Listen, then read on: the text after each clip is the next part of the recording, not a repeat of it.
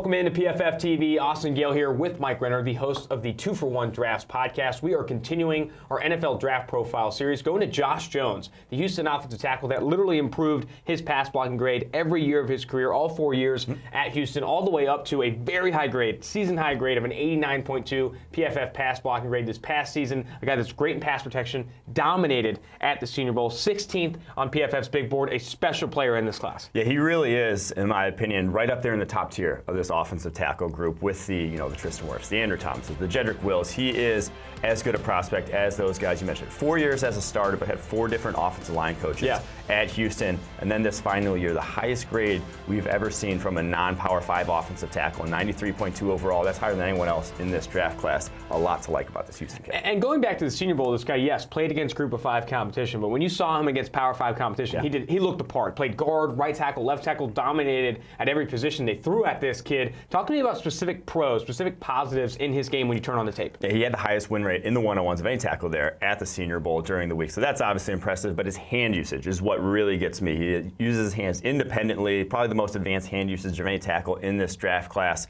I mean, he just times his punch really well, has long enough arms to get that first strike in there. And I think he almost has underrated power in terms of, so he's not the freak that some of these other guys are, but he's not given an inch against bull rushes, can drop the anchor very easily. And then you see him pull around on power there in Houston. You see him get out in space, and he's a natural athlete. Like, the guy has all the athleticism you could want for the tackle position. So pros, I mean, there's a lot of pros for this guy.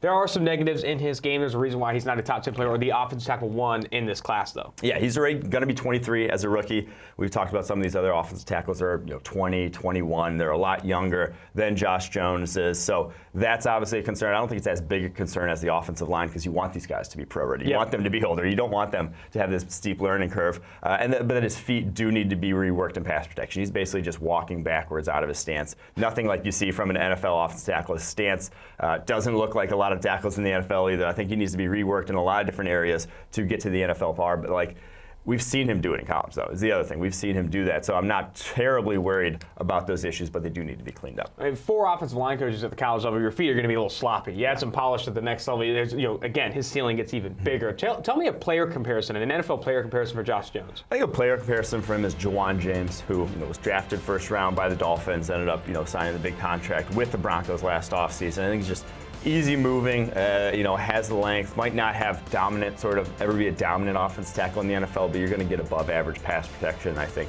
that's what you want, if you're drafted in the first round. I do love that Jajuan James comp, too. And Jajuan James has a great career. His floor in the NFL has been fantastic. Doesn't have the ceiling of maybe some other offensive tackles like a Tyron Smith or et cetera. But Jajuan James doesn't lose season over season. All right, let's get down to the bottom line. What's the bottom line, the floor projection for Josh Jones at the next level? As I say, he doesn't have elite raw tools, but he's above average across the board in terms of what he brings to the table, and then his production is elite. So I think the bottom line is he should be considered among the top tier of this offensive tackle class because of that. You want to get rid of me and get back to more great PFF YouTube content? All you have to do is push that button right there and subscribe. Thanks for watching.